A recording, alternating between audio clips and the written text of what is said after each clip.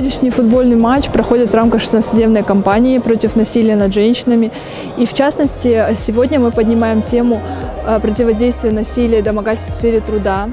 И как раз-таки мы поднимаем вопросы важности ратификации Конвенции 190 Международной организации труда, чтобы остановить насилие и домогательства на рабочих местах.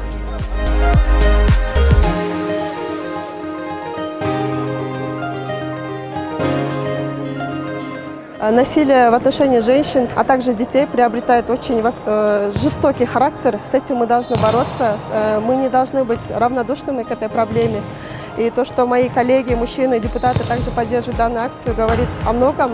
То, что насилие в отношении женщин и детей не должно быть.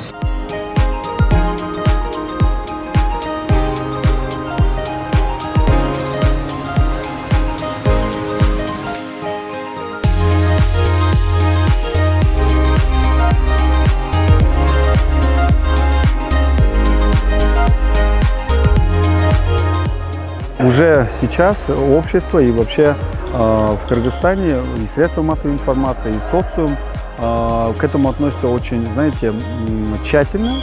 И мы должны обращать внимание, потому что это актуально. Сейчас очень часто у нас в регионах случается, в городе случается домогательство, и в семье домогательство, и на рабочих местах ситуации такие существуют, такое гендерное неравенство.